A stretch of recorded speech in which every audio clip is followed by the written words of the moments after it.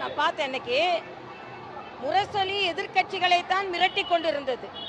இன்னைக்கு முரசொலி கூட்டணி கட்சிகளையும் மிரட்ட ஆரம்பித்து விட்டது. நான் கேட்கிறேன், கருத்து சுதந்திரம் எதிர்கட்சிகளின் குரல் வலை தான் நெரிக்கப்பட்டது என்றால் ஆளும் கட்சி கூட்டணி கட்சிகளின் குரல் வலையும் நெரிக்கப்படுகிறது. இன்னைக்கு கூட்டணி கட்சிகள் கூட திராவிட முன்னேற்ற கழகத்தின் வெற்றியில் பங்கு இருக்கிறது.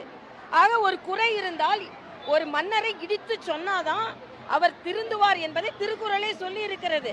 ஆனா கூட இருக்கிறவங்க எந்த கருத்தும் சொல்லக்கூடாது.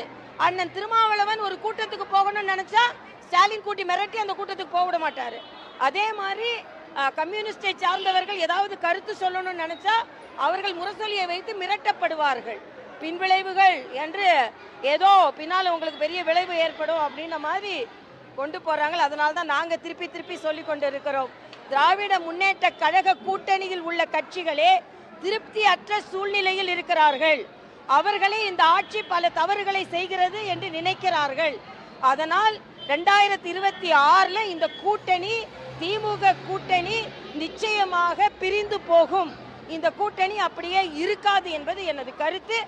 யாரா இருந்தாலும் தமிழகத்தில் கருத்து சொல்வதற்கு சுதந்திரம் இருக்கிறது. எதிர்கட்சியா இருந்தாலும் சரி, கூட்டணி கட்சியா இருந்தாலும் சரி, யாரும் திமுக மாடல் அரசுக்கு, திராவிட மாடல் அரசுக்கு கருத்தே சொல்லக்கூடாது. சொன்னா உடனே முரசொலி பெரிய முரசா ஒலிக்கும் என்று சொன்னால் அது தமிழகத்தில் கருத்து சுதந்திரம் நசுக்கப்படுகிறது என்பதும் அறிவிக்கப்படாத அவசர நிலை இருக்கிறது என்பதை உறுதி செய்கிறது என்பதை நான் தெரிவித்துக் கொள்கிறேன்.